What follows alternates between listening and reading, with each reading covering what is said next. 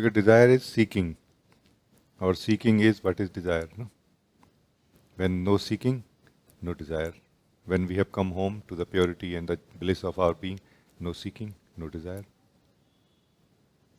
Seeking means seeking for something other than what is right now, or what I am right now. Actually, what I am right now, seeking for something other than what I am right now. In a way, all the seeking is the seeking for the true self, no? Or the desire to become the true self, no? Indirectly. No?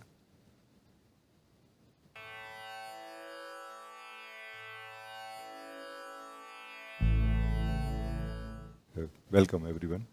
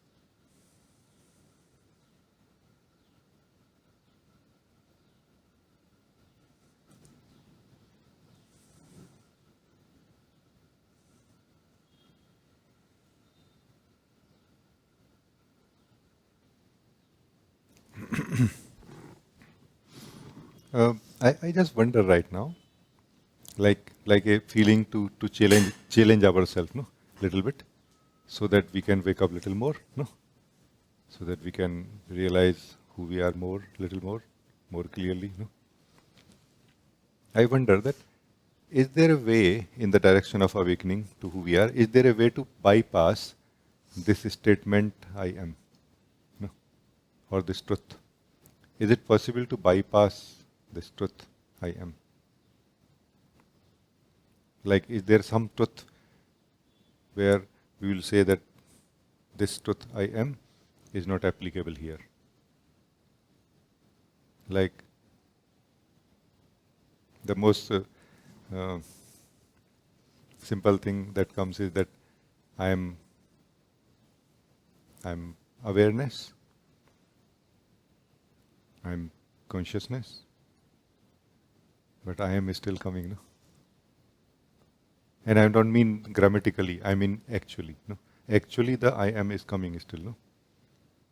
So there is something, there is someone, like maybe like a no one, you know, a being that you are is saying that I am awareness. In this case, awareness is just a definition given, the closest and the most clear expression towards what this I am is, isn't it? Although this definition that I am awareness does not do the justice really, but the other expressions are far from this statement as far as the reality of this I am is concerned. No? That's why it makes sense to use a statement like I am awareness or I am conscious, pure consciousness. But it doesn't really end here. No? This is not the end of the statement. It is more a beginning. It is not end of the curiosity or wonder. It is the beginning of the wonder here. No? Like the exploration begins now. No? Like who or what is this I am which says that I am awareness? Because awareness is relative term, or any term is relative term. No? Any concept is a relative concept. For example, awareness is a term used in relation to being aware of something. No? Something being separate from the one who is aware of it, and also separate from the act of being aware. No? Like breaking it into three parts. The object which you are aware of, the act of being aware, and the one who is aware of it. Or in the language of perceiving, we can say the object being perceived, the act of perceiving, and the perceiver. No, also. But who or what this perceiver is? Who is this I am perceiver of everything? Who is this I am perceiver? Who is this in this statement? No? I am. Who is this I am? So is there a way to bypass this statement I am? When you say I am, after saying I am awareness, what does it mean? Have you downgraded yourself? Have we downgraded ourselves when we say I am, after saying I am awareness? Not really. We have just shortened our expression towards ourselves. No? Like a name, no? We have shortened our name. Before we were saying I am awareness. Like there was a dependency on a quality being aware of something. That was a quality, no? A activity, a relation with what we can be aware of. And now we shrink, like we withdraw from that also. The pure statement, only I am. I hope you guys are able to connect to what I am saying.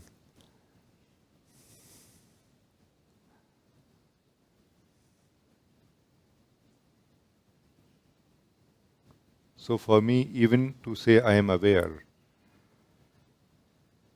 is coming out of I am. For me, to even say to say I am aware, one is coming out of I am. For me, I am is the pure state of awareness.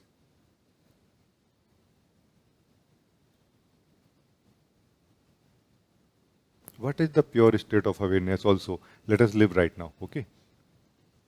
Because this is the purpose of meetings like this meeting. No? So, I am, not that I am aware, meaning aware of anything. No, I just am. Or I am aware that I am. We can say also. I am basically means that I am aware that I am. No? Not that I am aware that I am aware. No. No. Not that I am aware that I am aware. No. I am aware that I am. I am aware that I am. Only this much. So in this pure state of consciousness, what happened to the thoughts, feelings, and everything else? Like you will feel that I am not a thinker here. No? I am not a doer here. And I am not a seer here even. Seer means someone who is aware of something. I am not even someone who is aware of something. No? So, when when we have withdrawn ourselves from the sense of doership, sense of thinker, and sense of seer, these are the three states, no? Where we can be in a sense, in a state. When we have withdrawn ourselves from the state of doer, state of thinker and a state of uh, seer. No? Karta bhav, uh, uh, drashta bhav. No? So we have become free from even the state of seer also. Not saying that I am aware of anything. What happened to those things which we were aware of? What happened to that? I was aware of thoughts and feelings and body and the world. What happened to that? Where it is gone in the pure state of I am? Where it is gone? It has not gone anywhere. The pure state of awareness is where we are experiencing the purest state or truth of who we are. But the thoughts and feelings and the body and everything is still here. Not being experienced by us, but does not mean that it is not here. What does it mean? It means that we are not experiencing the thoughts, feelings and the body as the thoughts, feelings and the body. We are experiencing it as pure awareness or consciousness. Because thoughts, feelings and body are also made of the pure consciousness or awareness, which this I am is. So now this I am, this pure consciousness is not dividing itself into anything. Now it is not saying that I am the perceiver and there is something which can be perceived. Now it is saying that I am, only I am. Nothing else is here. This is the perfect state of samadhi. By the way, to your surprise, which is possible through this simple meditation, fundamental meditation, what I call just sitting. To come to this pure state of consciousness, purest. No?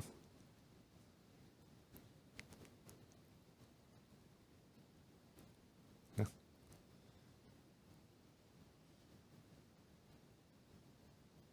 When this I am chooses to leave its pure state of consciousness or pure state of being, what I call the being state is nothing but the pure consciousness state or pure awareness state. No? So what I call being mode is the pure consciousness. Being mode is pure awareness,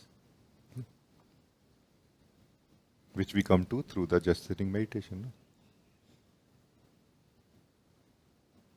So what is happening is we are coming out, we are coming out of the different roles or different divisions which we have created within ourselves. This I am, this pure consciousness that we are, has created different divisions within itself. Calling it the object being perceived and the act of perceiving and the perceiver. All this while, all these three are just made of the same being, same pure consciousness that I am, that this I am is. No? And now this I am is choosing to just slip. Let go. Don't do anything means what? In this just sitting meditation, when we say don't do anything, just sit, it means if you don't do anything, you will stop dividing and you will come to the pure state of consciousness, of being, which we are. No? So experiencing divisions is through activity, through effort of this pure consciousness that we are.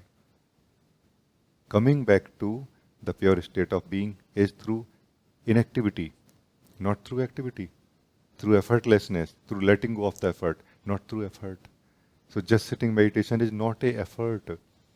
It is more of a alertness and a understanding to let go of the effort. No? But through understanding, no?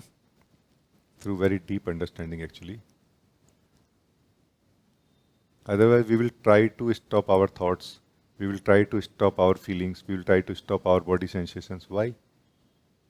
It is never about that. It is about you not doing anything with them. No? The message, don't do anything, is you don't do anything with anything. Not that those things will not be there. And those things will not be there very soon if you slip into the pure state of I am. You will experience only the pure consciousness. This body is pure consciousness. You are that. You are that pure consciousness. You are that I am. You are that I am, that you are that I am, which is referred to as pure consciousness, for which there is nothing else anywhere. So it's not that there is a pure consciousness and there is something else. No, that is the divided state of pure consciousness. That there is a perceiver and there is perceived. No.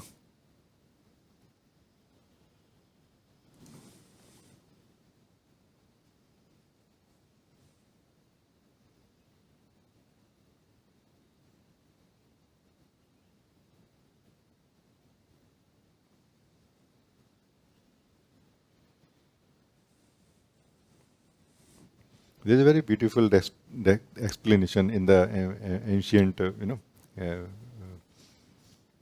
wisdom, that there is a in Hindi we say, karta bhav, drashta bhav, or sakshi bhav. No, the state of doer, a state of seer, and a state of witness. Sakshi means witness. These are three very different, and we mostly think that the state of seer and state of witness is same. It's not. The pure state of consciousness is the state of witness. Like there is no effort of trying to be aware of anything, and there is nothing there to be aware of. So for effectively for the witness, there is nothing which it is witnessing. For the witness, actually, effectively, there is nothing which it is witnessing. Because there is nothing other than itself. There is nothing other than itself.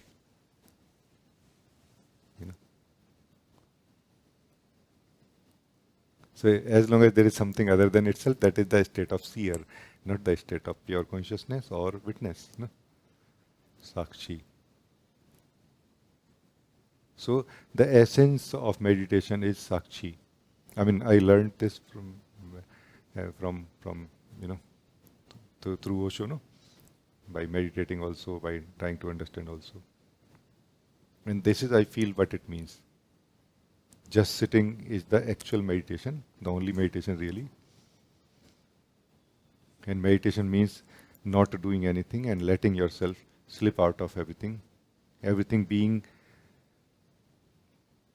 sometimes we can say imagination of the pure self, or sometimes we can say activity of the pure self. But definitely it is an effort, that pure self that we are is making. So just sitting meditation, slipping out of it into our pure state of being.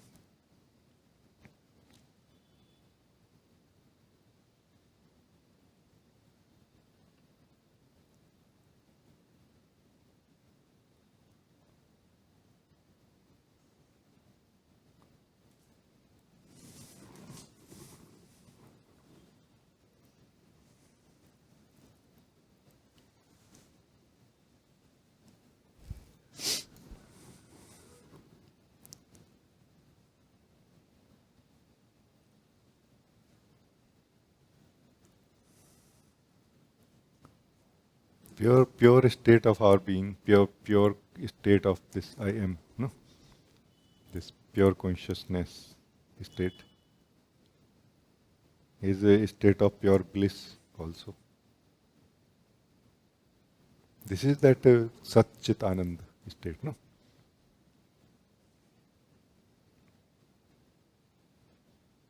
It is not a lost state really. We think that it is a lost state. It is not a lost state. We are not lost. Actually, for the first time, we are found as who we are. No?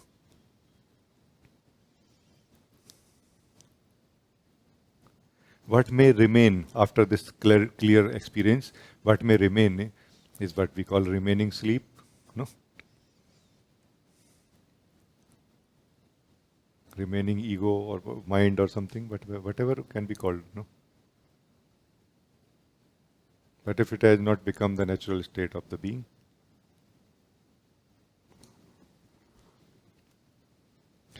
some correction need to be done. What is that correction? It looks like correction is that my thoughts, feelings and my body should disappear and I should appear and live as the pure consciousness only. That is not going to happen one day. That is true right now. It is about living the truth. It's not about changing it. As long as we have the language of changing, you know, we are not living in the purity of our being or truth of our being, and we are not living from the wisdom of our pure being. No? So that truth which we are waiting for, some of us, that I have lived the purity of my being. Now it's just that the remaining sleep is there, which we feel is the remaining thoughts and feelings. No. Remaining sleep is our way of looking at them. Remaining sleep always is our way of looking at it, looking at whatever it is. Not that it itself is the sleep. You know? And somehow we may say, and it is true up to some degree, that but these things are actually there. Like they pull me, things are pulling me also sometimes, my thoughts, feelings, and like this. In a way, yes. It is like our sleep supports creation of these things. And our involvement with these things supports our sleep also, like a cycle, like a circle. No? But if we are trying to fix these things in the direction of awakening, if we have the desire to live as the pure being, and we are trying to fix these things, we are actually supporting misunderstanding or sleep. No?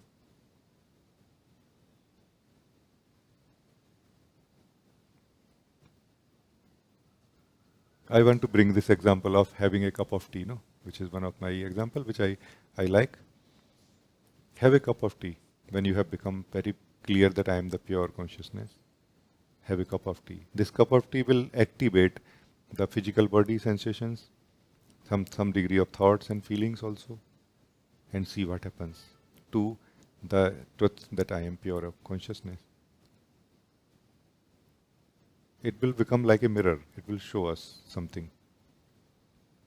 Like how we lose that pure state of consciousness, it will show us, no? Like this.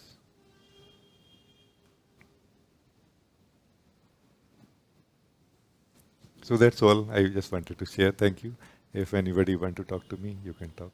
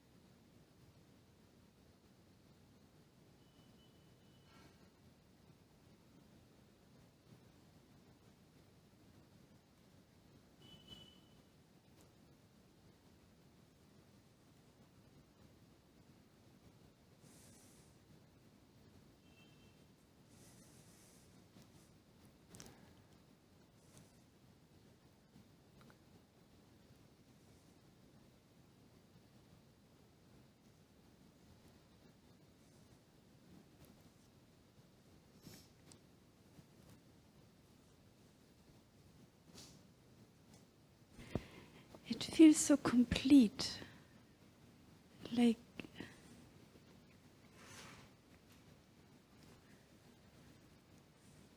a puzzle, like that all the puzzle pieces are where they are, or Yeah. to make the picture. Yes, Like yes. it, Oh, yes. it is the whole 360 degree. This is how it feels. Yes, yes. And in itself, it is fundamental, true, and simple. That's why we don't need to know the concepts like awareness, consciousness, being aware, not being aware, and anything like this. If we can learn just being or just sitting, we have learned everything which can bring us home completely, to this completion. No? So we don't have to learn more. We have to learn less, somehow leave the learnings which we have learned so far so much. Because those learnings, when believed in, are creating the experiences of divisions which we are experiencing within ourselves, and they are not true. When we become free and empty of the knowledge,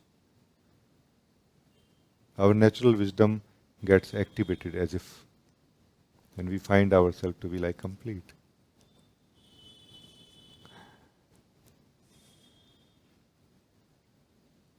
So be free from mind basically does not mean that be free from thinking, be free from thoughts. No, being free from mind basically means being free from the belief of knowledge. I know. Is very important statement to be understood. What does it mean? I know. Because I know will always actually indicate not only towards what we are declaring to be known by us, but also who we are, the knower. No? The statement I know always is talking about both the things. Like I know this is a tree. This statement is not only defining the tree, but it is also defining the knower of it as a physical form. No? Even the statement that I am the seer of thoughts, in the fundamental sense, is declaring us as a thought.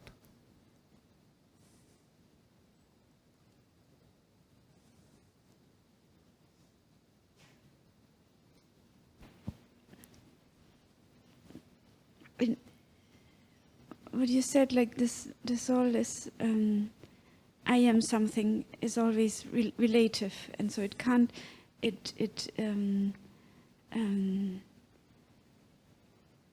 to make this relative term complete, you need all of the relations in a way.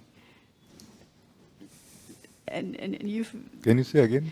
If you want to make a relative statement complete in a way, you need all the relations, like a lot, and Yeah. most probably not possible to make it complete in that way, because nobody in the tree, like nobody has ever seen all the trees in the world and the past trees and like in that way. It's Actually, what you are saying is very beautiful also. We can try. We don't try mostly because there seems to be no need for that. But if we try to make a complete statement about anything, and we cover all the parts of that, in that within that statement, then the duality will not be found to be true. The non-dual nature will just reveal to be the only truth. The divisions will not be found here as true, only as experiential but not true. Any statement like, I am seeing the tree, for example. No? So the tree, the act of seeing, and I am. All three, when in the same light, they all lose somehow their division between each other as independent forms or beings. Forms fine, but beings no. Duality is not really forms separate from each other. Duality is the beings separate from each other, isn't it? Like I'm a different being from you, you are a different being from me. That is duality, not that I have a different body and you have a different body, mind or thoughts or way of looking. But the being cannot be found to be separate here if we complete the statement. So it is very difficult, almost impossible, but sometime we can try, and then if the statement is complete, duality cannot be found to be true here. No? And what is found to be true here is this beingness, which sometime will say that I am awareness, which sometime will say that I am bliss, which sometime will say I am truth. I am that I am. No, This is what is Sat Chit Anand. Anand means I will say sometime this will say I am bliss. Chit means it will say I am consciousness. And then sometime it will say Sat, I am truth. I am that, meaning I am truth. No? I am that ultimate principle of life which is living everything.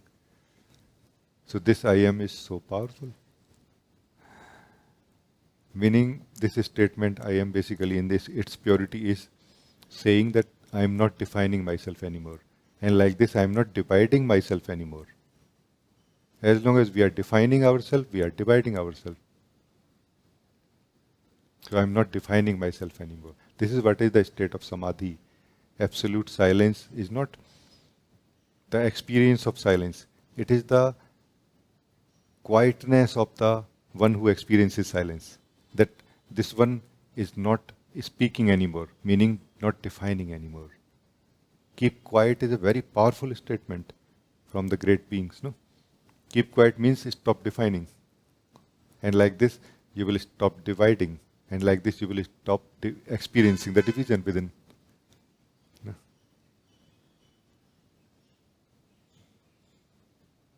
So keep quiet is such a powerful statement when understood well.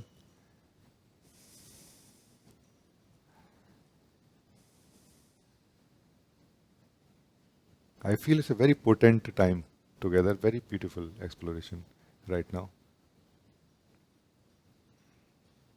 But as you see, it is so fundamental, like the most fundamental, and yet so simple. Just sitting meditation is most fundamental, and yet so simple, if understood well. No?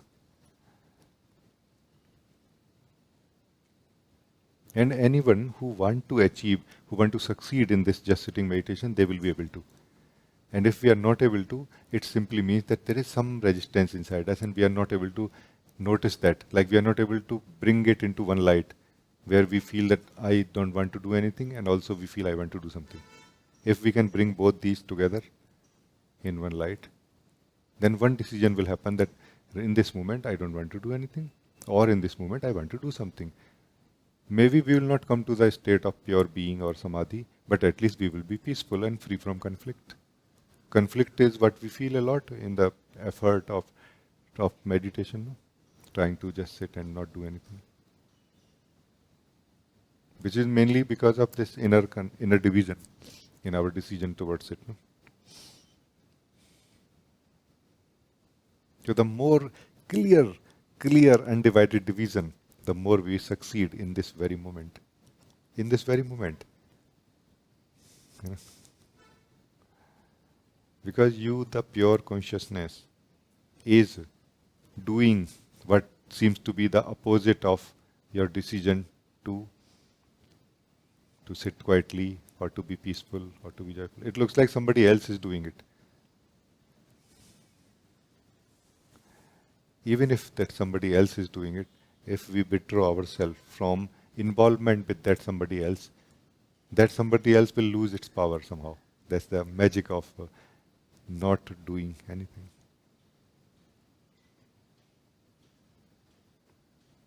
To our surprise, one day we will discover that during the meditation or satsang, when we feel sleepy, even that is not possible without our support.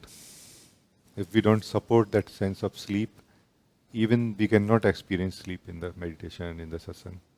So there is some support we are giving to it, even indirectly or unknowingly. No?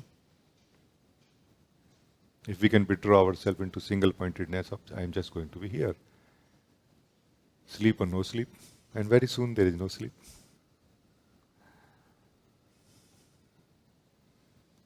But these things are to be experienced slowly by us and discovered by us. Yeah. So very, very good. Thank you.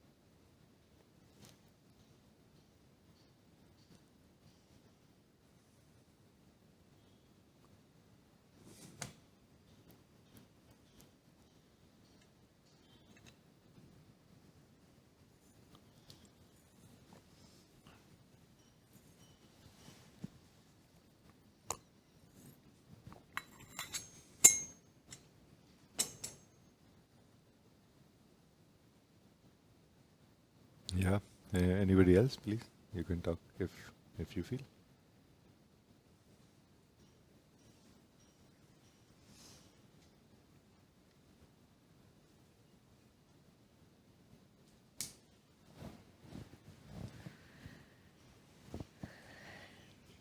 Gee, I felt like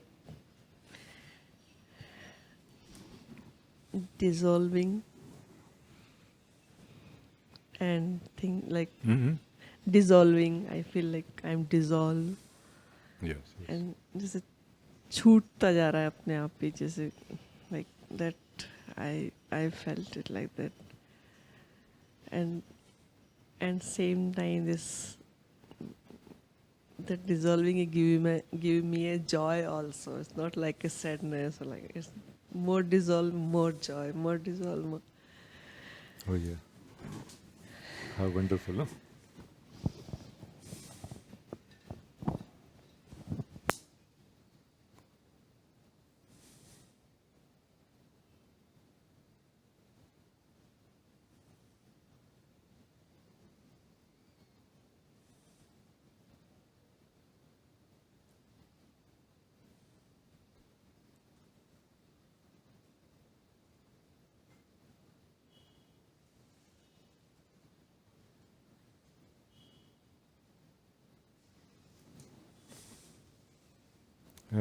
Very directly saying something very simply. If we are dissolving, in this example, if we are dissolving as the ego,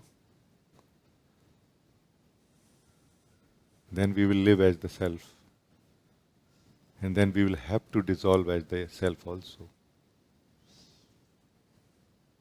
Because in this case, the ego is the understanding we have towards who we are right now, and the self is the understanding we have about who we want to be. But still we want to be something. We still are not ready or open for what remains, the truth. No? Beyond definitions, beyond divisions, beyond past also. Like every morning, whatever remains, I am that. No, whatever remains unchanged, I am that. No, we are not ready for this truth yet. And if we are, then what is dissolving doesn't need to be our concern really. We don't need to be concerned about what is dissolving. Because are you dissolving? Or are you experiencing things are dissolving? No. You are remaining or not? You are remaining to rejoice. No, you are remaining and rejoicing that the more dissolution, the more joyful. So basically it means dissolution of that which we are not, or dissolution of the experience which we are not. You know, like something which is in the way of experiencing who we are, what we are. That is dissolving. No? Yeah.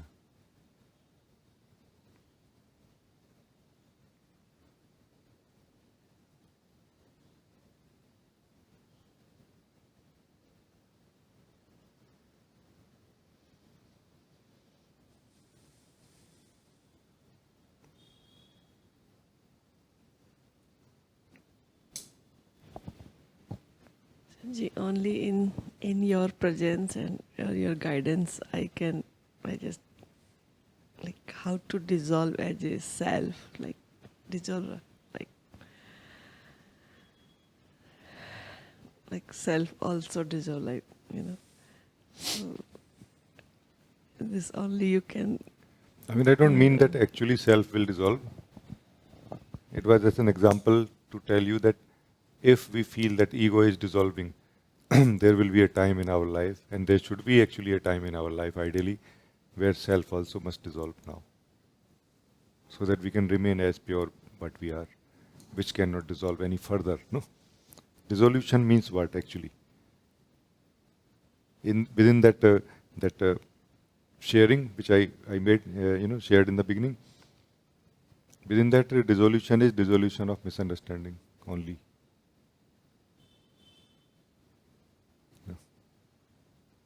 That is what is waking up precisely. No? So waking up is such a different thing than we think normally. No? But as an effect of waking up, many experiences take place within ourselves. And we take those experiences many times to be the checkpoints or to be the actual awakening. No? You know what I mean?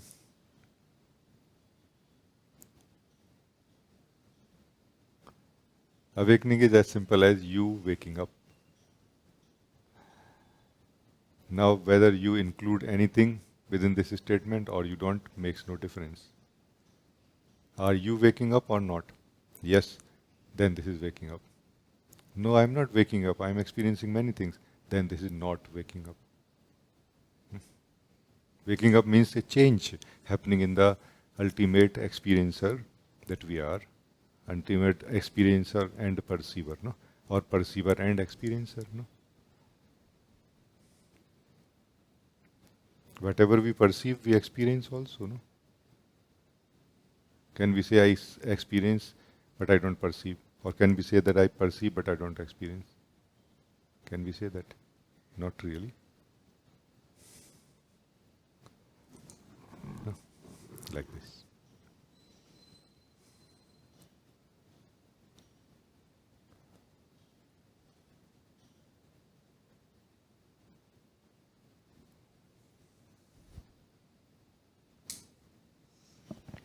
It seems like I am in center and like this is आसपास की सब चीजें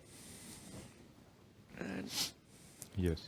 अपने आप ही जैसे दूर होती जा रही हैं जैसे और I am more just enjoying this center like center part or Yes, yes. that's This is a good understanding, yeah. Not that ultimate understanding, but it is very good. What is good understanding? That which is useful is a good understanding, no? So this is a useful understanding, no? And yet this understanding will also dissolve at some point. We will come to the pure knowing of who we are and pure wisdom also that we have here, no? It is a effortless wisdom and it is a effortless existence I am, no? Effortless existence, effortless wisdom. Not that we are maintaining, like we are trying to be more smart, or we are trying to be more intelligent, or we are trying to be more aware, or anything like this here. No, all the full potential is already here, all the time functioning. No? That's why the relax, the peace, the joy, the bliss part, no? Ananda part. No?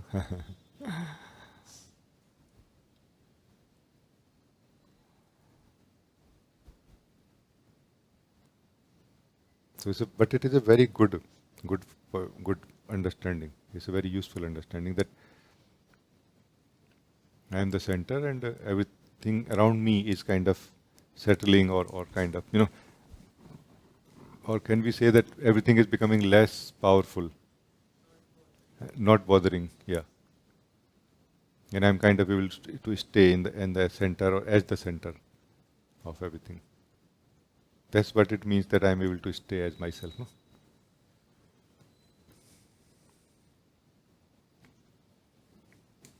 Because we are either directly bothered by what is happening inside us, or and like this engaged with it, or indirectly.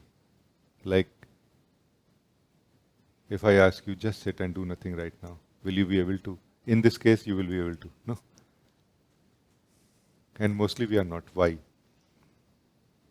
While like there are reports from people we heard here also that like they tell me that while we are actually just sitting right now, I tend to keep watching my thoughts. For what? For what? No. So indirect engagement. This is indirect engagement. No? Like if we are clear that I am watching my thought for this thing, that's okay, no? But now watching thought without knowing why. No? Like this. Watching thought is not a bad thing, but it's not a good thing also. It is relative. Depends who is doing and why. No?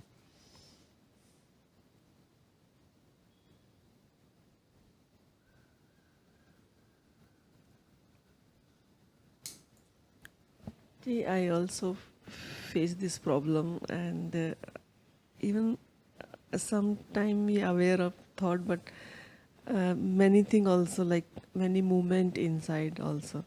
So, and very settle also. So we lost also that movements. So now I feel like no, they don't bother me. Like I am more in my center point. I'm so that I feel to just sit more and more in me like that. Yes. What is the reason behind it? I feel, and you confirm also, that the reason is not because the thoughts and feelings have become lighter. The reason is that you are more interested in living in the purity of your being. Please tell me, is it like this?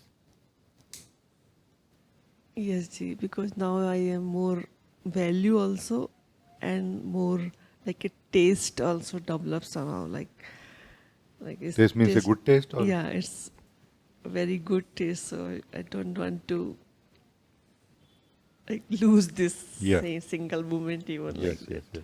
yes. Yeah. So this is something very different now.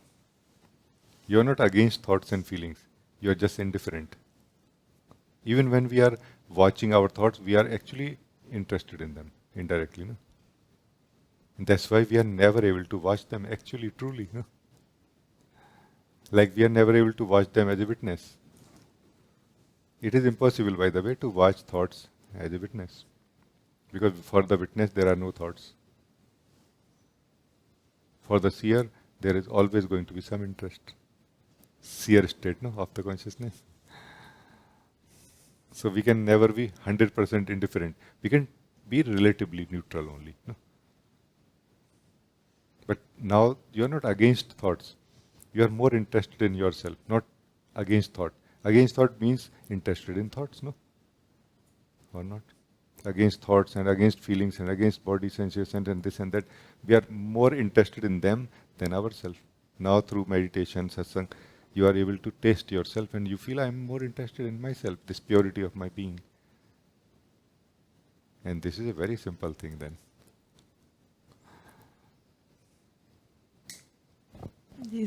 Sometimes you also say na Ram Ras, like so Ram that's develop the taste of Ram Ras. So that's Totally. all ras is.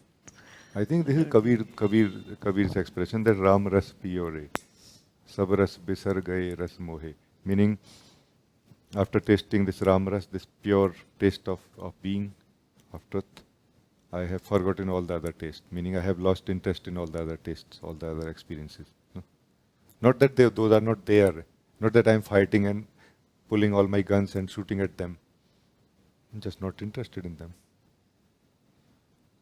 You know, just simply not interested in them, not fighting with them anymore. Why I have to fight? No? Fighting means choice.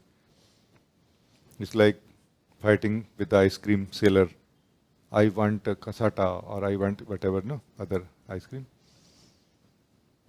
And then suddenly you are not interested in ice cream anymore. You know, even if your favorite ice cream is available, this makes no difference. You know, like this. It's a very, very beautiful thing. Give value to this more and more. Because this is not only coming from taste of yourself, it is coming from your value, as you said, and that value is coming from your understanding. That, no, it's enough now. I want this more than anything else. It is a choice you, the soul, is making, isn't it? It's not about how much thoughts are there. Maybe you have much more thoughts than others who are not succeeding in this. Maybe you don't have so much, you have not watched your thoughts and feelings and body so much yet as maybe others, no? But you will succeed. Why? Because of value, no?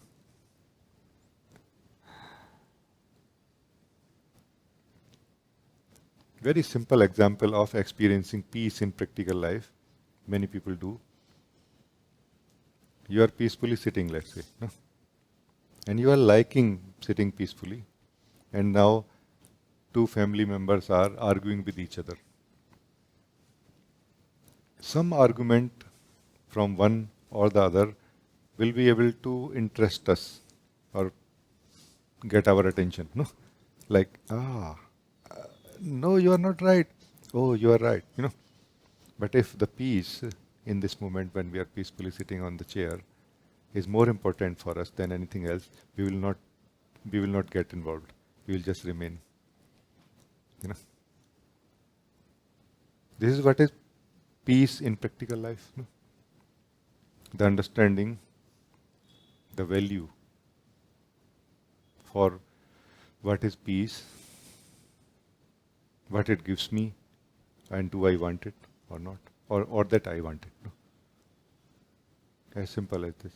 And then we can scale it to any level. That many difficult situations, people are doing this, people are doing that, and this and that, but peace is more important. And we will choose peace, and that will result in less involvement, or what we can call detachment. Understanding that I want peace more results in natural detachment, isn't it? Because before we start talking to any of the family member in this example, a thought or a feeling arises within ourselves. To attend that thought and feeling, we will have to leave our peace in which we are living right now. If we don't leave that peace, we will not attend anything. Do you see what I'm saying? It's really as transparent as we are talking and exploring right now. That's why many beings who don't know so much spirituality, they are able to make the right decision that, okay, I choose to live in my peace because I see the value of it. I choose to live in my being, in the joy, in the truth, because I see the value of it.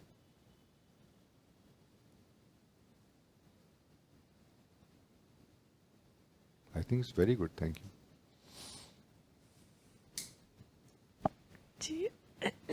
I want to continue here to living as a peace, living in peace and without personal.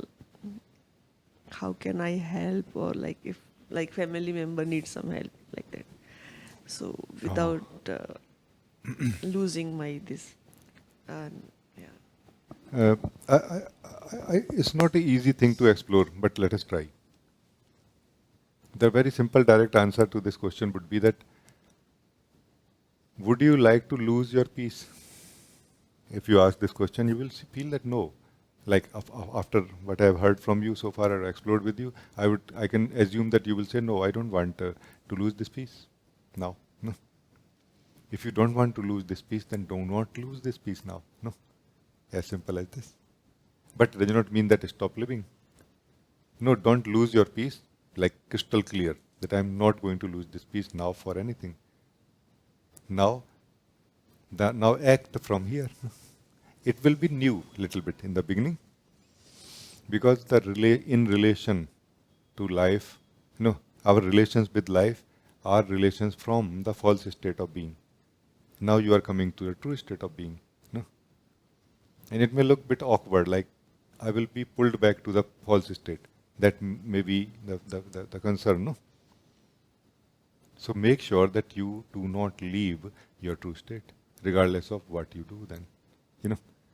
So this is the alertness you will have to keep in yourself in this case. But if you don't act from here, or reject the living of life, are you not going to carry some fear here? Isn't it? That is not good, actually. That is going to spoil the relax and the joy of your being, no? In a way. Like you will live under a fear that if I do activity in life, then I will lose myself, no, my joy. So this is a challenge.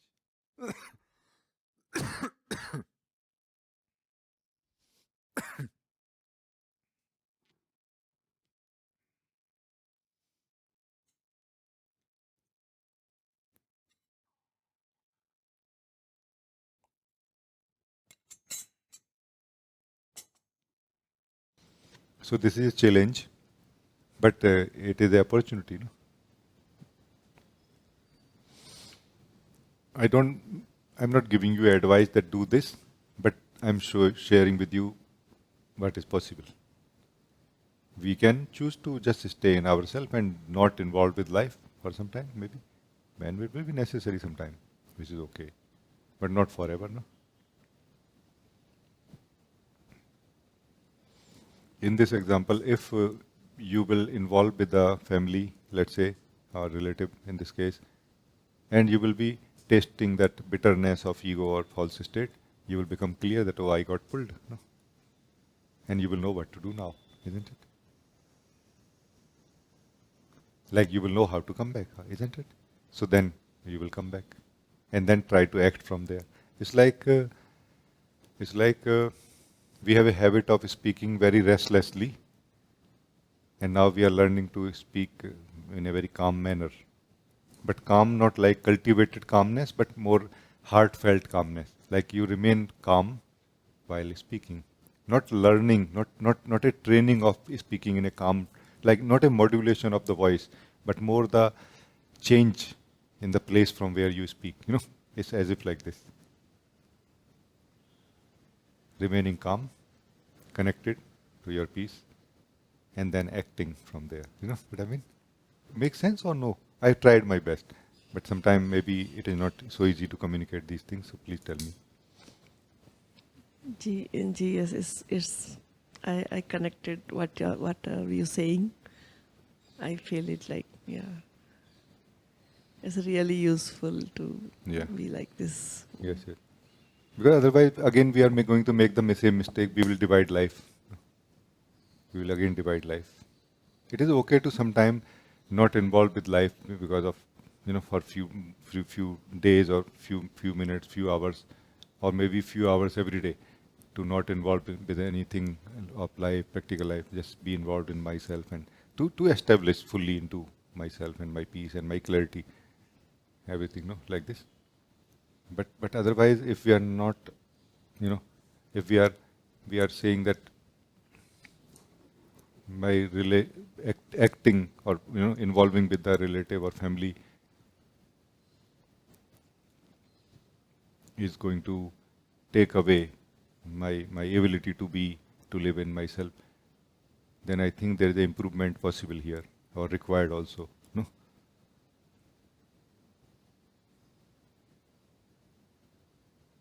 And which is possible by living in the purity of our being, actually. Not practicing. I'm not suggesting that let us practice. I am saying let us test. Not practice, test. And whenever you fail in the test, again practice. Practice this, not practice living in the practical life. That's not necessary. Because practicing in living the practical life is where what has brought us to the false state of being already. No? That is enough already done. That's not required now. What is required is the true state of being. And not leaving that true state of being regardless of what we do in whatever state. That is what is a new learning in this case, which we are discussing. Yeah. So it's very good. No? Thank you. Thank you so much. It's very, very good. Thank you. Thank you. Thank you.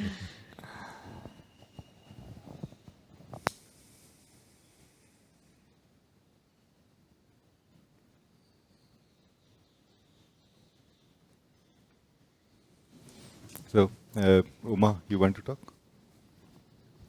Namaste ji. Ji, thank you for this guiding. It was like I was needing this. Clearly, I felt this, and I was in the guiding totally. Can I share how it was for me? Yeah. For me, it was like initially I am spreaded, and during guiding, then I am wrapping up and wrapping up in one, and then only one remains. Not, I was not seeing, I was not aware of anything. I am just in one. It was so beautiful. Never felt like this. Never lived like this. It was. Thank you so much. Very, very good.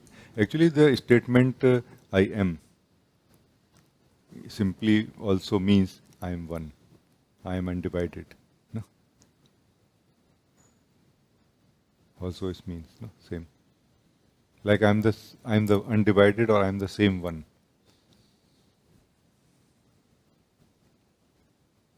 I'm the same one who experienced confusion.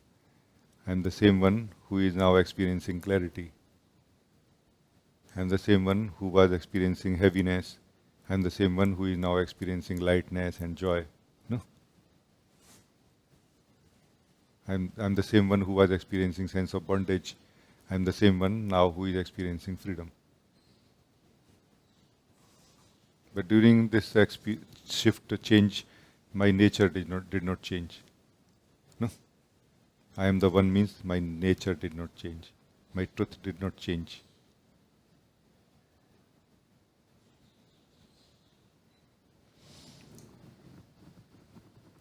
So, uh,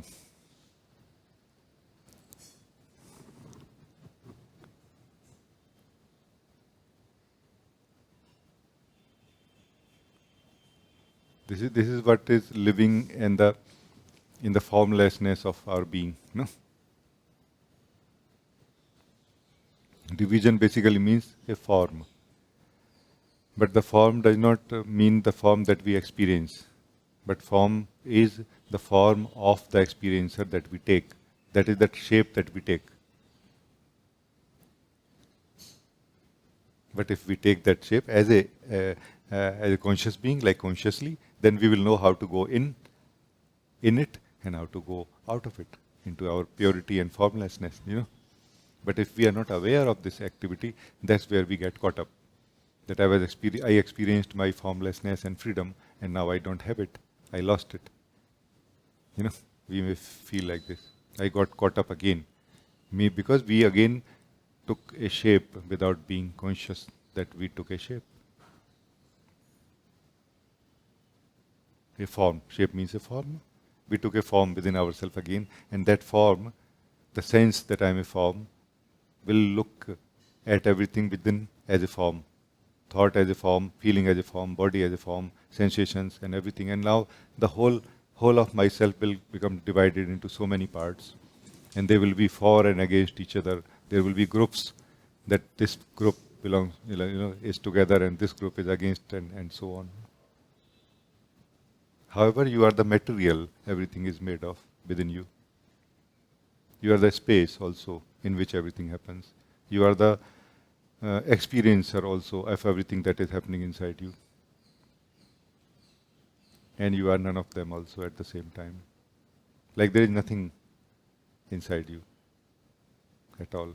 Absolute pure emptiness of everything, like empty of everything and full of who you are. Just you are there, nobody else, nothing else. No forms are there inside you, in reality.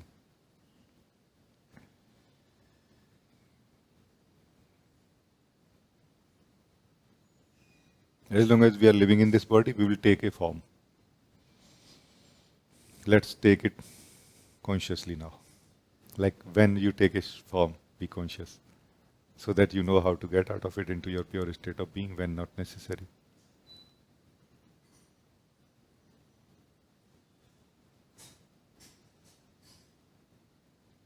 Yeah.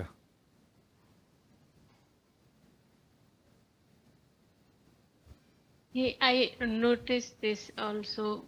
Actually, I tried this right now. Means after guiding, when I opened my eyes, then I was curious how I become like a body, or then I could notice that I am becoming conscious of body. Consciousness is feeling in body, like it is happening.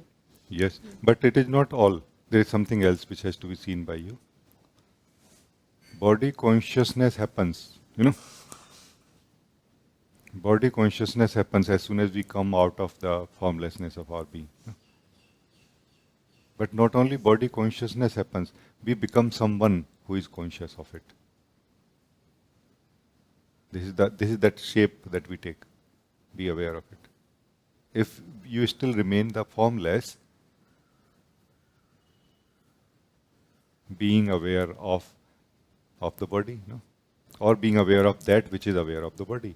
That which is aware of the body is we can call mind. Mind, like a central, one central doer or manager, you can say, which takes care of the body and its activities. We somehow become that in some way. Have that, don't become that. Have body consciousness, don't become body consciousness. There's a difference. No? Have mind level consciousness, don't become mind level consciousness. And like this, all the levels, all the kosh, all the bodies, and their consciousness. Have them. Be aware that yes, I have them now. Not that I am them. Not that I am that. So because that is relative consciousness or relative awareness. No? We are using the word consciousness here. So, so that is relative consciousness. When we forget ourselves in the relative consciousness, we will become a relative of that. We will become a relative, meaning we will have a relation with it now. Now it will be my thoughts. Now it will be my body. Not the body. Not the need to take care of the body. That, I don't know if you all can connect to it.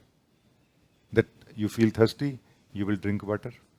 Meaning the consciousness of the body will take care of it, no? But there is a subtle difference. That body is thirsty or I am thirsty. There is a subtle difference here. Try to develop the clarity about it also. That not that I am thirsty. My body is thirsty right now.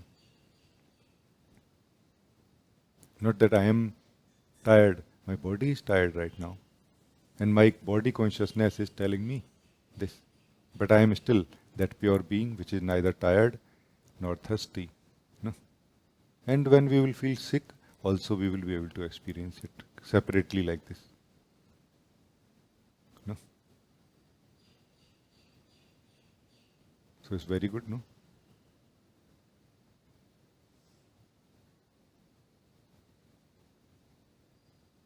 But these things are really much simpler to actually experience and know than they may appear in the concepts. But that's not really because of me. That's maybe because of our mind so full of the ideas that to achieve these things is so difficult. Let go of that idea. And it will not be difficult anymore.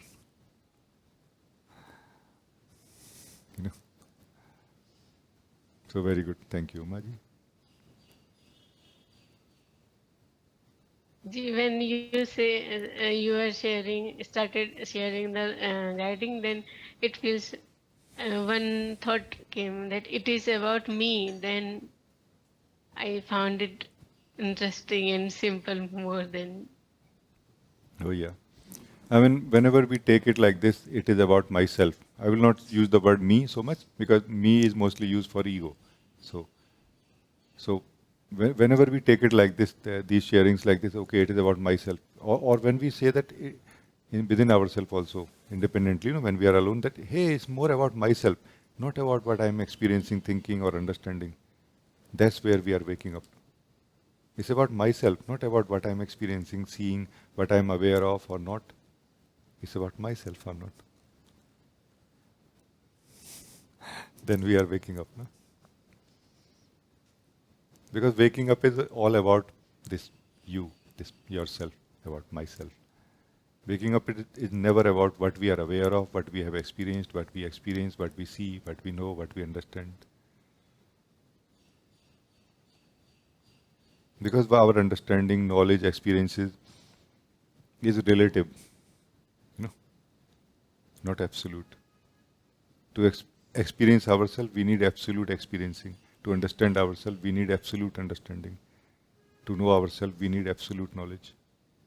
Our knowledge is not absolute here. Our experiences and understandings are not absolute. They are only relative and good for relatively living life. No? That's why none of our understanding, experiences, or seeings are useful for knowing who we are. That's why just sitting and doing nothing. They are useful in their own way, in their own domain, in their own time, in the relative, in the dualistic life, or life of diversity. Let's say division, no? Not dualistic, but divided in the experience only. No? So that they are all useful. But you know what I mean. So very good. Thank you. Thank you so much. Like as we are more interested in getting this, in the Zen also we have this kind of language that you have to get it. You have to get it means you have to get the pointing. So what is this get the pointing is understanding what is the essence of what is being shared. Like this. And I think you got the essence of it. There is not about other things, it's about myself. So waking up basically is exploration of myself. What is myself? Who is this myself?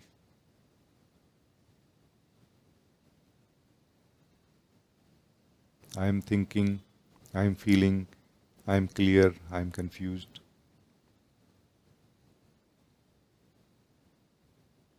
I am feeling good today. Today I am not feeling good. No. Who or what I am, this I am, who or what I am. This exploration, this living is what is waking up part. No?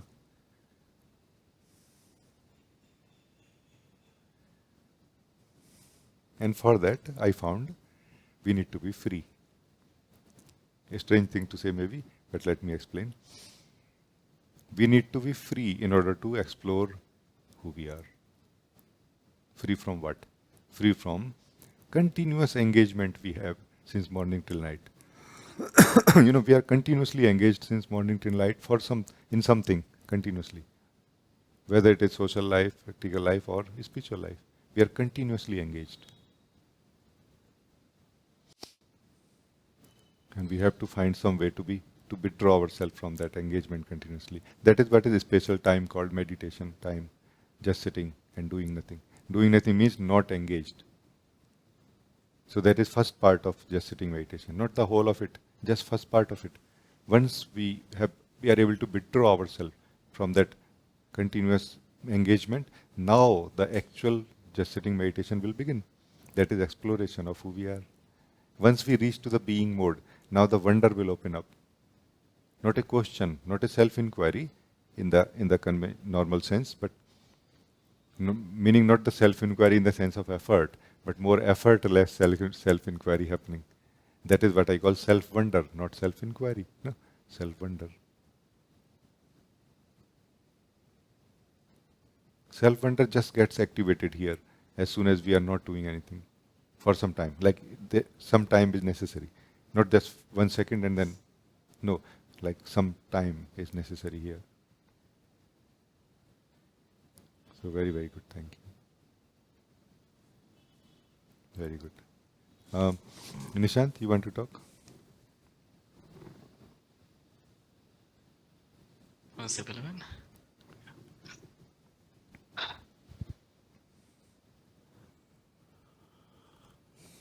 It's very similar to what you've been talking to Prachi and Tuma. Can we attempt actually living,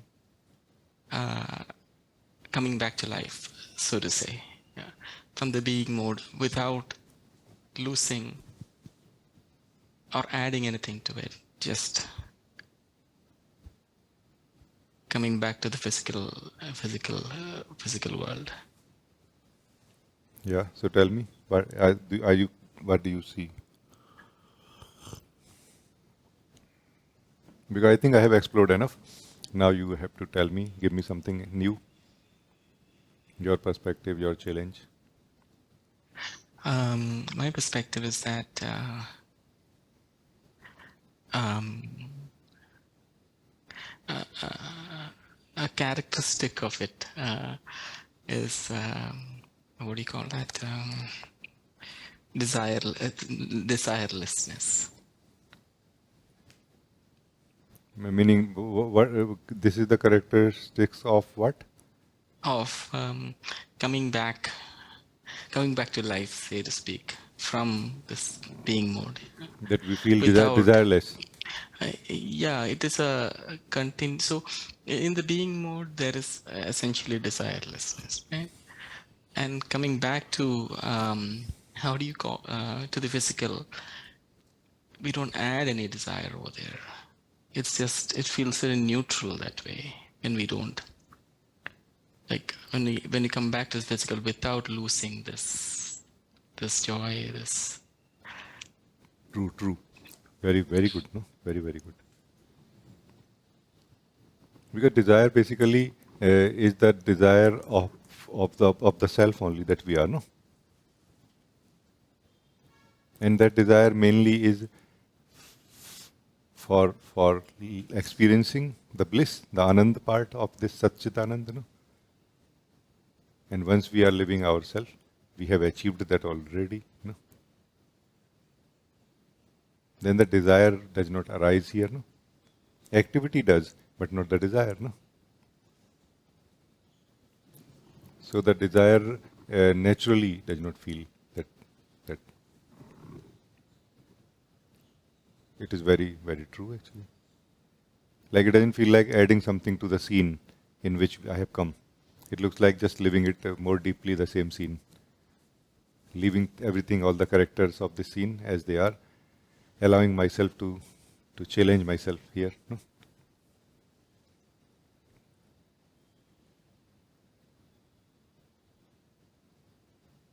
True, it feels like this, yeah. Because desire is seeking. Our seeking is what is desire, no? When no seeking, no desire. When we have come home to the purity and the bliss of our being, no seeking, no desire. Seeking means seeking for something other than what is right now, or what I am right now. Actually, what I am right now, seeking for something other than what I am right now. In a way, all the seeking is the seeking for the true self, no? Or the desire to become the true self, no? Indirectly. No?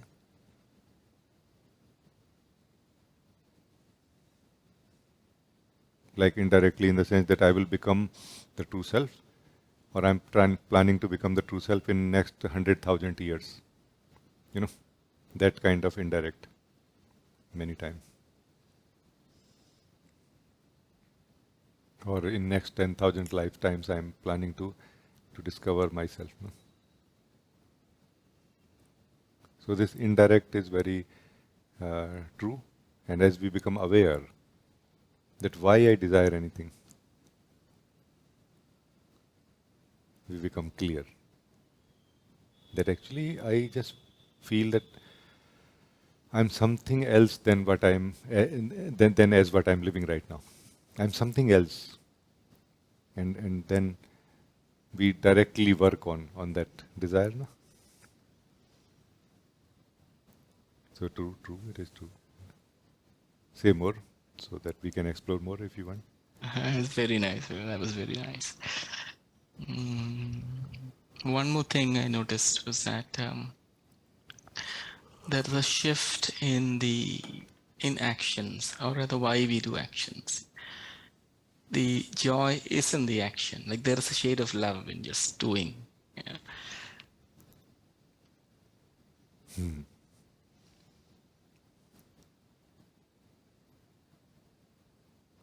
So why we do anything then? Can you tell me? Like when we are in love with the beloved, Oh yes. True. I mean, are you saying that when we have come out of ourself into the body, and finding ourself to be desireless, then we do the activities out of love. Are you saying like this? Yes, exactly like that. Oh yes, it is very true. Like we do because we are alive, you know. We do because we are blissful, you know. Not that we do to achieve anything out of it. Like neither we are trying to achieve anything out of it, nor we have any resistance for doing it. No, does not mean that everything we will do everything. No, there is a very natural and fundamental wisdom here of the self that we are. The desirelessness is the most is the true neutrality. No, the place of true neutrality. Like you can be now brutally honest with yourself and everything else. Like absolutely honest now. Like you are not going to favor anything now. We favor because of desire. No? When no desire, no favoring. Like this is a very beautiful state of being here. That we are a doer, we are a thinker, you know, we are a seer, and we are a witness also here. Like all of that, I kind of got mixed up here.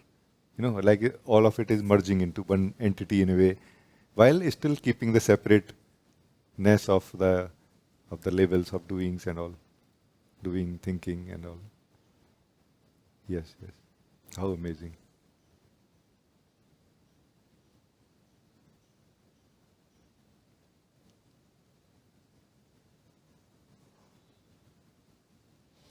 And I just want to explore for a moment. You said that, and we agreed that, yes, out of joy, doing out of love for the beloved. So when we are not living from the pure state of our being, true state of our being, then why we do anything? Then also actually we do out of joy. Meaning do for joy. Not out of joy, but we do for joy in this case. Like seeking joy. Joy is still common in this. No? And we seek love for the beloved also in this. Unknowingly, indirectly. No? Indirectly, every movement is in a way, you know, involving this love for the beloved and search for joy. And our conditioning, our unawareness of who we are, and our beliefs are guiding us in this. That like this I will experience happiness, like this I will experience happiness, you know. And we are going to fail miserably, and thank God that we are going to fail miserably, so that we know that this is not the way. That suffering means this is not the right direction. Isn't it? Suffering simply means that this is not the right direction, change the direction. Like stop banging your head to the wall, find the door. Suffering means banging the head to the wall continuously. You know? No, find the door. There is a door. Like this. It's very good. Thank you. Can we take a look at, so when life happens, so this part I'm not very clear, okay? So I feel we can still feel emotions and, certain things that happen within us. But I feel this is more like an indication that, like we're about to cross the road and there's a vehicle coming suddenly, we can feel that alertness coming within us, no? So it is an indication that something needs to be there. Like it's like a guide to life. Is it like that, or this part I'm not very clear actually? I mean, you have to make it more clear to me because I did not understand well what you are interested in exploring. So, so when we're living life, somehow I feel we can still experience emotions. It's not that when we live life from here, it's not like this neutrality doesn't mean that we just are like, like a neutral space, or we can feel this emotion. Yeah. So there is a purpose for that as well. So it is like an indicator, I feel, that,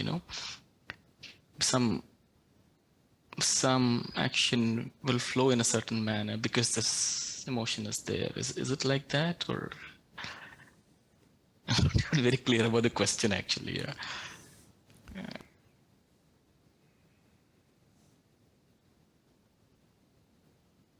I'm trying to feel what you're saying because I understood now what you're saying. I'm just trying to feel it. No?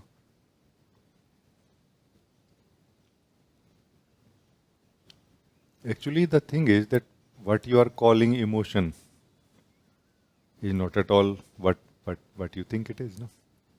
If you wake up more, you will see the reality of it. No? Then you will not have a confusion that whether it should be there or whether it is a second grade thing being used by me for a higher purpose. There are no second grade things, all first grade, like A1, everything is A1. Even emotions are A1. It is just our way of looking at it. No? We think that what I'm experiencing is rotten, what I'm experiencing is personal.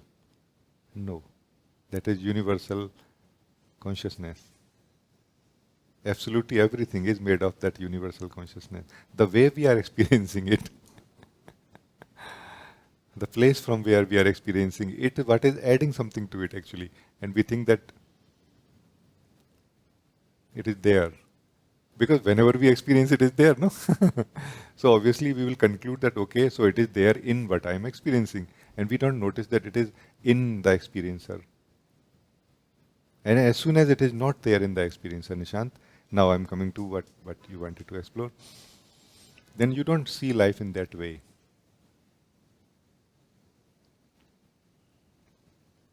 You don't see that life is trying to guide me.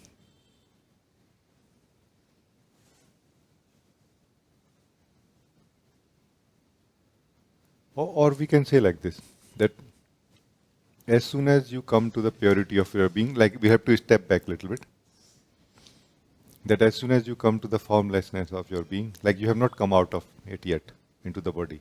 So in the purity of your being, what happens is that there is a experience and a knowledge, experiential knowledge of who we are takes place here, which is mostly which is the experience that I am the pure, unmoving being.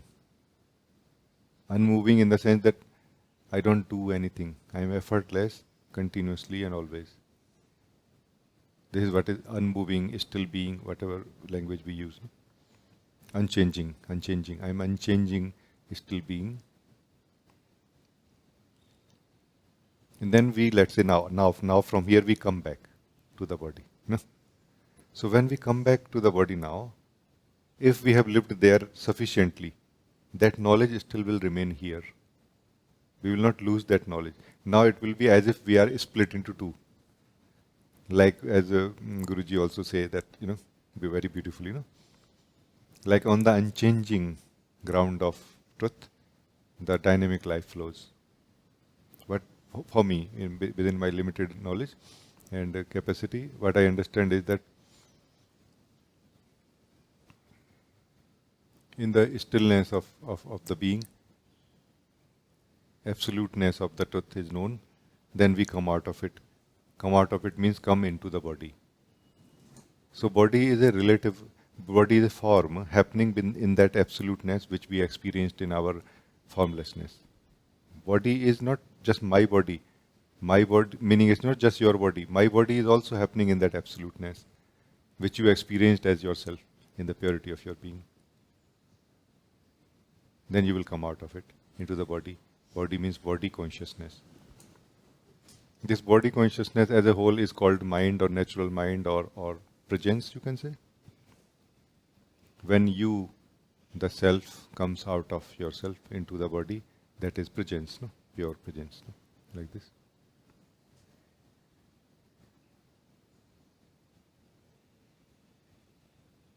I kind of forgot now what we were talking. Piece of emotions, things that we feel while we're in the body. Huh. I mean, it will come back because I wanted to convey something, and I kind of enjoyed. I enjoy exploring these things so much, expressing also a little bit while exploring.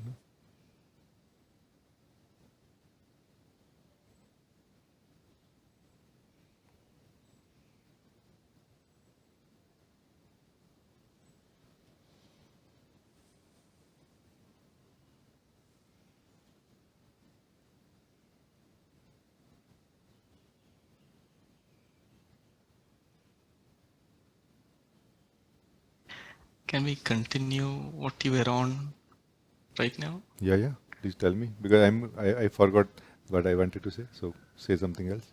No, just I would like to continue what you were on right now. So you mentioned about the presence, this is the state of the presence you were saying, no? And then you paused over there. Can we just continue from there? Yeah. Okay, let us continue then.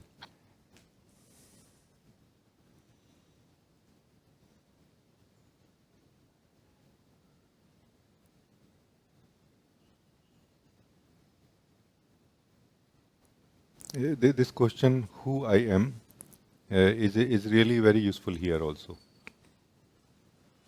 No?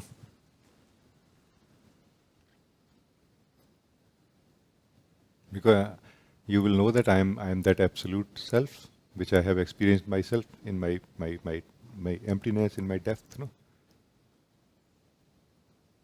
And I am that also now, as you will come in the body consciousness, no? In the body level also.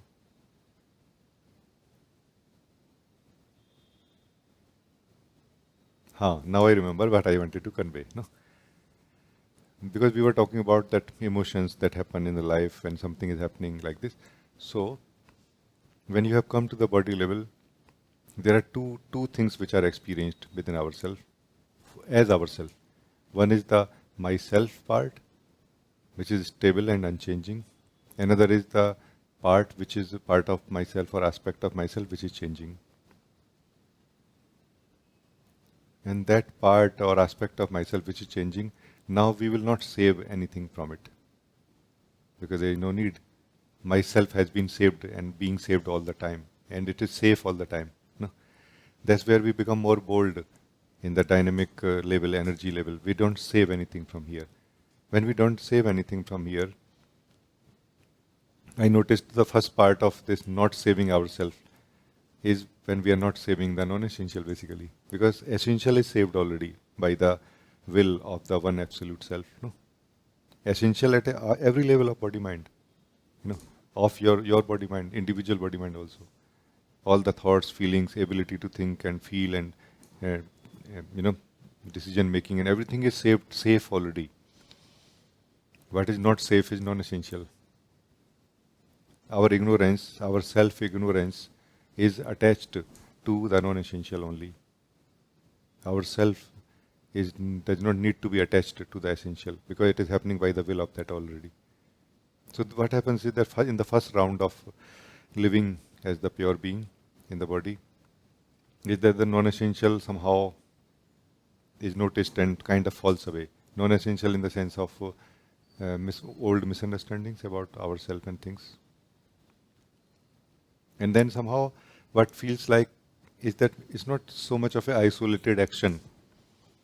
When you are taking some action, when you are feeling some guidance, it's not like so isolated that I am doing this and I can do independently whatever I want. It naturally, clearly felt that it is more like a collective flow. Not in the personal sense, but in the existential pure sense of being. It can be experienced by us even right now that I cannot tell you everything. You need to support in some way. You need to express, you need to tell me that, hey, Rajee, I have experienced this or seen this and knowing this, and now can we refine it more? Can I invite you? You can say like this. So this can I invite you is like you are helping me in or pulling something from me. No? So it is not something independently I am doing it. We together doing it. No. In the same way, you will experience that slowly that whole of life is happening in this manner only. In cooperation, life is happening in unity, in a unity of dividedness or diversity. Slowly it is understood. And that's where our actions may become more refined also. Not necessarily, really, always, but our actions may become more refined also in a way. Responses may become better also. No? But this is, I think, what I wanted to touch, and I hope that you understood now clearly. No? Because there is a lot of talk about intuition, for example, that I want to achieve this ability to have intuition, that what is right for me, what to do, what not to do. But even that is the call, or that is the call mm, from the individual self only. You know, that is a need of the individual self only. That that which is coming from sense of fear of going wrong. You know, life is moving together. It's not moving independently. This is the experience of the true self that we are. That life is moving together, not independently.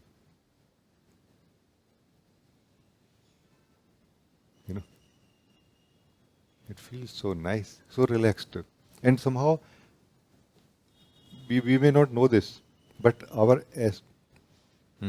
potential of each one of us is realized fully here. When trying to pull ourselves to the bigger size, trying to grow as a better being, better person, is not the best way really to grow in this way. The growth, maximum growth happens here. Like whatever is our skills, life want us to want to flower within us, they will flower. No? Not that once I know myself, then I'm going to go to forest or something. No, not at all. Differently, it is differently for different beings. No? For some, maybe yes. Let's go to forest. But rarely. But for most, let's enjoy life now. Enjoy life means what? All of it. Let it be like what we can call all in like putting whole of the thing, like living fully passionate life now. But in a impersonal manner, and it is possible really, because either we live life as a person or we don't live life. No, there is a middle way here. Like fully experiencing body, mind, and everything, like allowing it to be refined and expressing itself, allowing the expressions like this.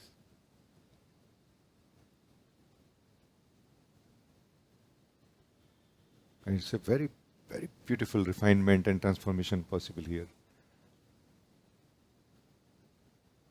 But it is possible only from absolute desirelessness. It is only possible from absolute desirelessness. Not even the desire to just stay as the self.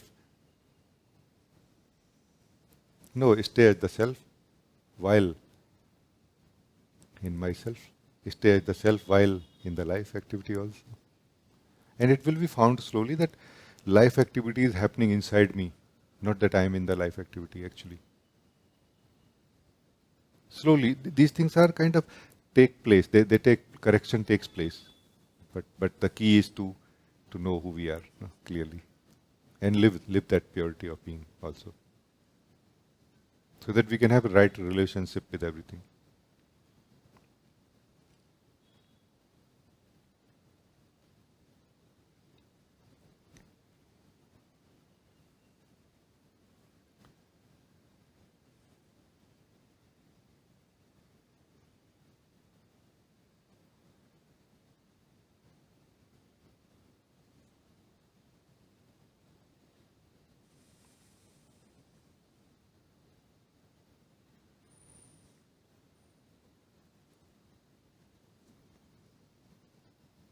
So very good. Thank you.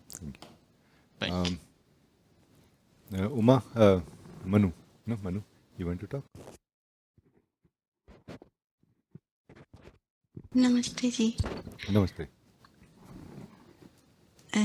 Ji, I am knowing and living this while becoming a form and using this form.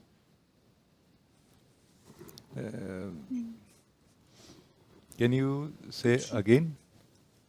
Ji, yes. Ji, this using the form and whole of this is I am living this. Living this form. Yes, like not being this form all the time and using the form when necessary. It is. So it's okay, it's good, no? Yes. It's, and And where is the form when you are not using it? Just checking. Because there are always corrections possible in our experience or knowing of truth, no? So, G, uh, uh, form is like always it is uh, it is always exists, but uh, I am not identifying in this way like understand, yeah. I am. So this is good. But this is not the end of the exploration and knowing of truth, no? Because what you are not identified with now, what is that?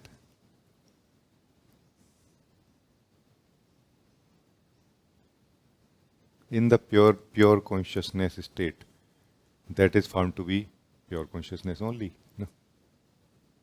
That's what I mean. Don't be in a hurry. But I'm saying at least some taste of it, if happens, we will be so happy. Like we will become like we will stop fighting with our body so much more. Like we are fighting so much with the body, like condemning it and everything. No? We will know that it is pure consciousness. We will become so impersonal towards it also. So I think it's very good, no? Or you want to say something else? And G, but I found that it's not everything is not clear to me. It's just so that's why I am coming forward. Ah. So it's good, it's good. Continue the same thing, which has brought this much clarity. That is, stay in the purity of your being as much as possible.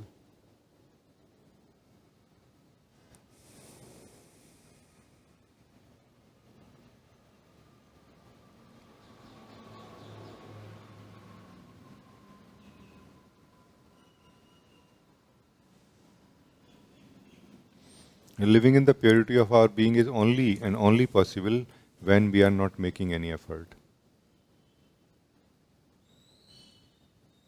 Yeah.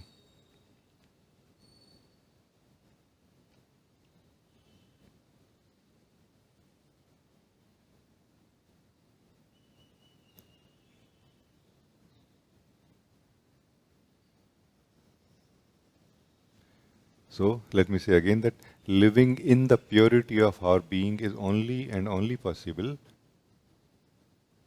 when we are not making any effort. So when we are not making any effort, then without anything, by default, we live the purity of our being. No?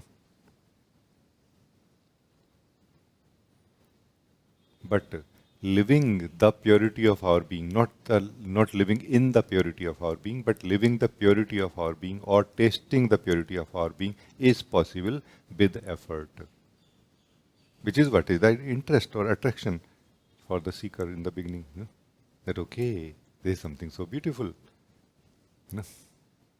So which is very good thing that we can taste the purity of our being with effort. So the just sitting meditation has two parts. One is effort and one is coming to the effortlessness, the being mode. We have actually entered in the being mode. You know. So first part will be effort. Trying not to do anything. Trying to be alert that I'm not doing anything. You know. Like this.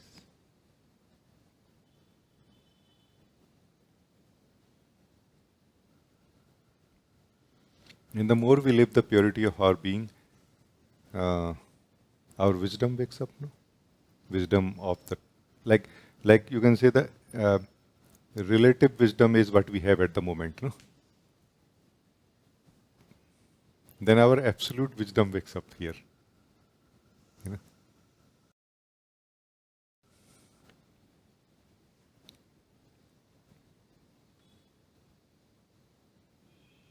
Absolute wisdom, in one sense, we can say, no, like this, that we are not full of needs, we are not full of greed, we are not full of fear here. Already we are not full of any desire here. The wisdom of desirelessness, the wisdom of choicelessness of our being, no? Like there is no choice need to be made. Because when there is no desire, there is no choice need to be made, no? Because desire is choice. Desire is the preference, no? No desire, no choice. Choiceless state of our being, no?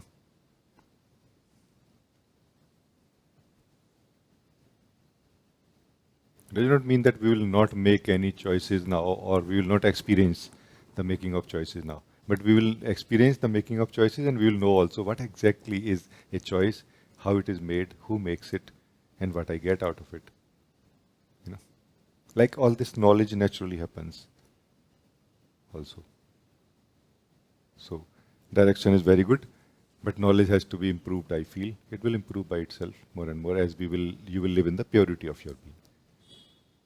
Yeah. Like this is one of the most difficult part of waking up.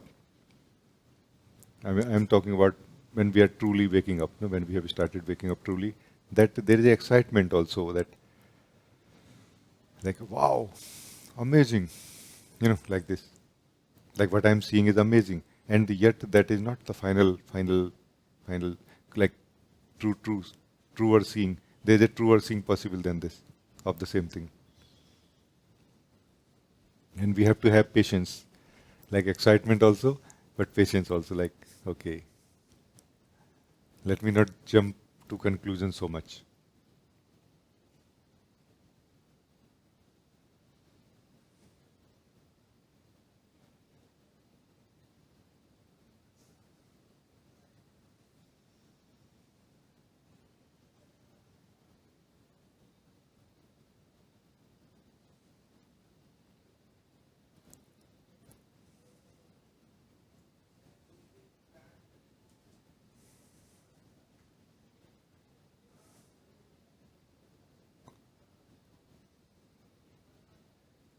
I think it's very good, thank you.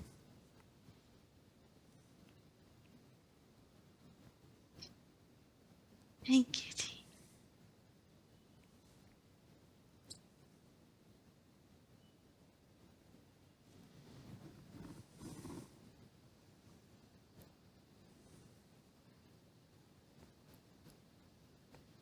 So this is almost the end of this meeting now.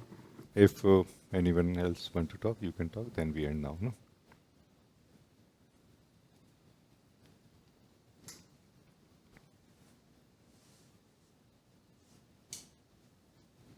Namaste ji. First of all, thank you so much for the Ram Rest. It is very different experience and like means without any effort. This is the punchline for this guiding today. Without any effort, no need to do it. Means first time I feel कि कुछ भी तो करने की जरूरत नहीं है. Just be here. And it is so much relaxing. Means because of the long time I'm doing, correcting the things, and this is completely different thing, just opposite. Thank you so much. And it's possible with me. It's surprising. It's possible with me. It's kind of surprising moment also. Oh my God. And the first word I just remember after that, Ram Ras. Thank you. Yeah, good. What we can call sadhana, contemplation. Sadhana basically is form of contemplation, meaning thinking in a fundamental way, thinking about my life, myself, my goal, spiritual goal, and direction and everything. No, that is basically sadhana. What sadhana does actually in a way is like this. Let's say in your house, you have a water tap which is not working well for some reason, no? Or something more simple than this, which we feel I can fix it, no? And then we call the guy, no? And the family members say, no, why we need to call the guy? We can fix it ourselves, like this. Now cut to, 3 days after from here, we call the guy again. But what happened in between? That family member or members who said that we can fix it, they tried, they broke their finger or something, and it could not be fixed. Finally, they had to call the guy. What happened during this time is that we have tried our options. And what had happened if we had not tried that? Let's say day 1 only guy came, because you did not listen to the family member. Just guy came. That family member will be very furious and will be continuously, interfering. I know, don't do this, don't do this. And the guy may leave actually that, hey, listen, I do know my job.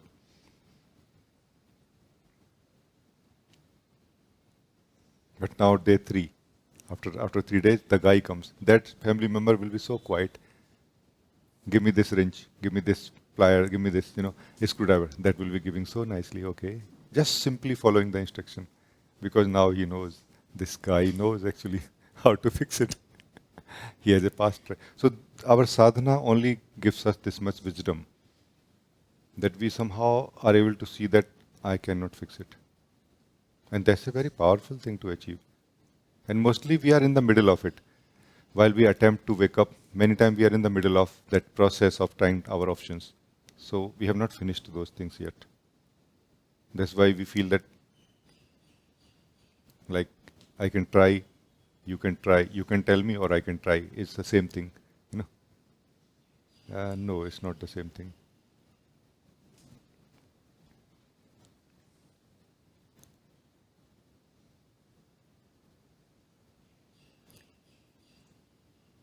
So the story of sadhana is very different.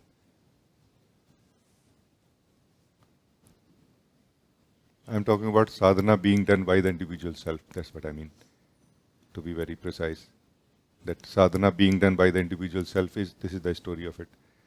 Like before calling the guy, we are trying our options. And if we have not tried all the options, we will always be, that extra educated man in the house that, hey, it can be done better than this. Why don't you use this kind of screw? Why don't you use this kind of inlet pipe or this and that? No. But if we have tried all the options, now we will have eyes to see have the value for it. No?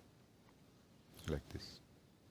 So sadhana gives us eyes in a way, to value in a way what options life opens for us after that. No?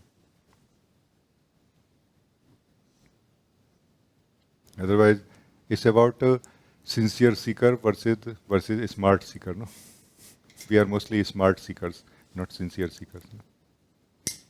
A smart seeker, like, let's see how I can add this and this and this, and can make a new ingredient called like hybrid awakening, or modern enlightenment.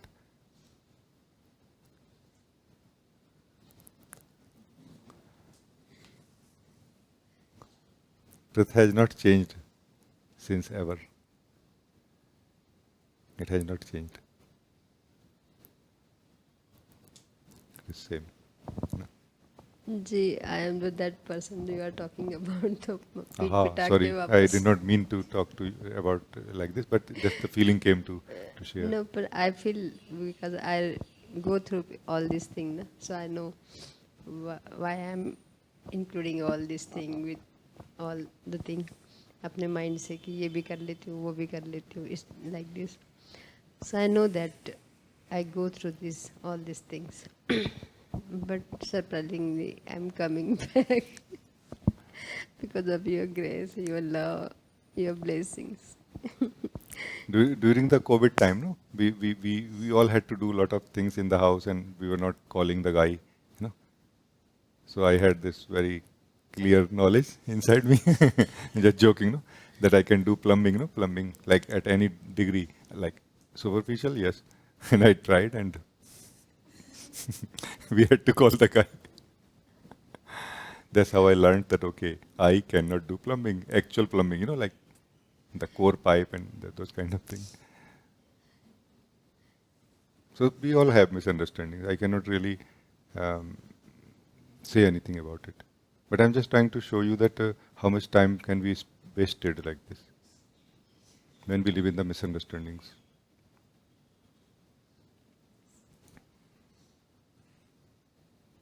When we come to satsang, when we come to the teachers, also we are like this. We are so full of knowledge. There is no place for receiving the pointings.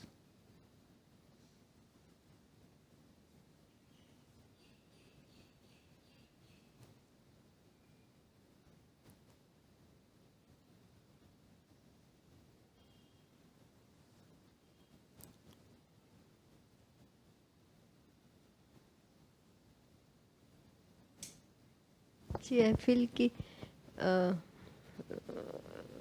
Feel कि साधना में fail होना बहुत ज़रूरी है, तभी कुछ लोगों को, मेरे जैसे लोगों को, कि फिर वो वैल्यू समझ में आती है कि what you did doing means past some years and you wasting your time to all these things. So when I feel I am completely failed now, what do I want to do?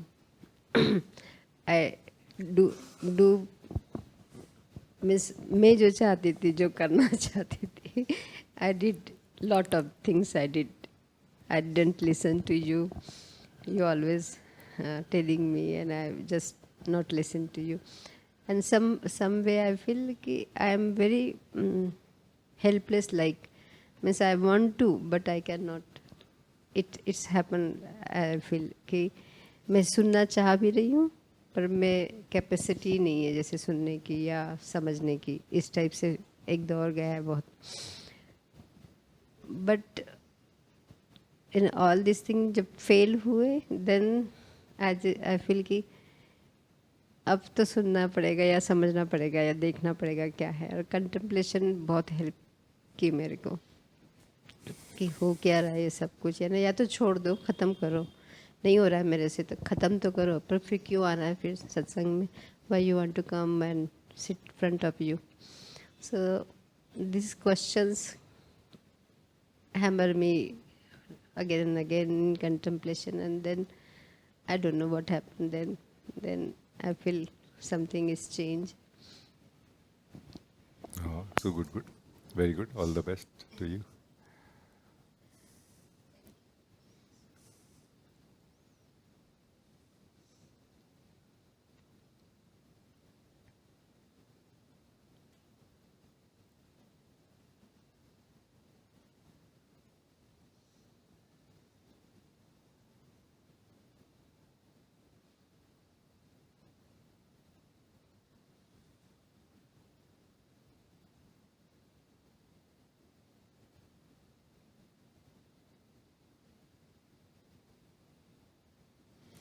I found this meeting to be very beautiful.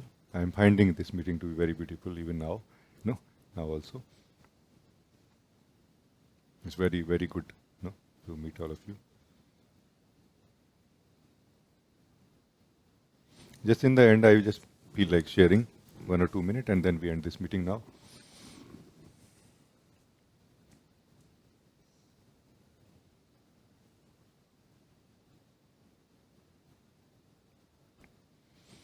Like, it is not really optional, I feel, to sit quietly, in ourselves, to sit in silence, to just sit in meditation. It's not optional really for the fundamental, discovery and the correction, because as if we are lost, in kind of state of disturbance, a state of confusion also, a state of disharmony.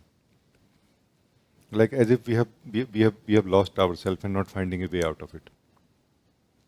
And for that, sitting quietly in ourselves, sitting in the silence of our being, living the purity of our being is not optional. It is actually mandatory. And as we learn to sit in ourselves more,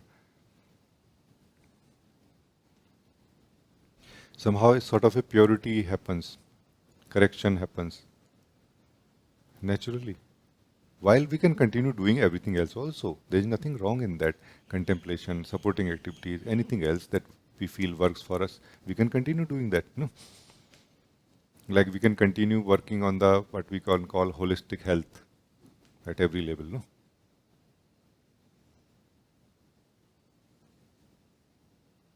but beloved, try to understand that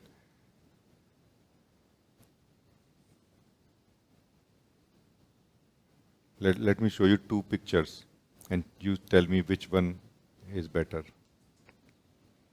One picture is where life is full of movements and maybe full of challenges also. And you are very, very peaceful and stable while meeting this life, which is full of challenges and movement. Another scene where life is very stagnant and still, like no challenge, movements are happening so much, like dead. No challenges are there, and because of this you are peaceful and joyful. Which version you will choose? The first version, no? Yes. So that is the true way of living life. You, the one who is living life, become peaceful, stable. Life being lived will start becoming better and better actually.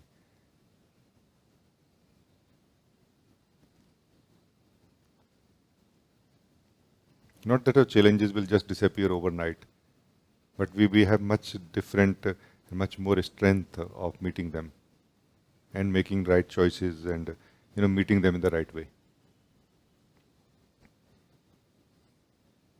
In one sense, meditation does not give us anything.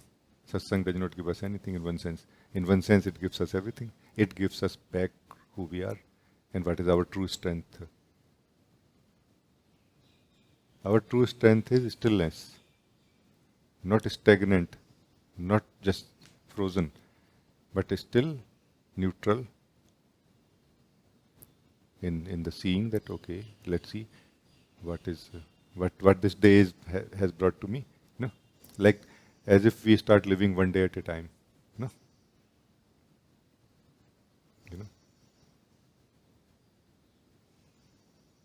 But not by thinking about it that no, I have to live one day at a time, while our energies or our being is trying to, think about the past. No, through understanding it happens that there is a past also in the sense of memory. But there is no past in the sense of anything active being lived by me. Like I feel that the difference which I'm trying to make here, the point that I'm trying to make here is that there's a life of past and future, and there is a life of present and future. I'm talking about these two different kind of life. This is life of present and future. Future is always going to come. It's a flow of life, the time in which we are flowing. Future means the next day, which is connected to today, up to some degree, like this.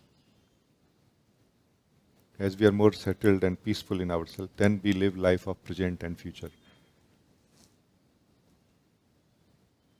Basically, life of truth.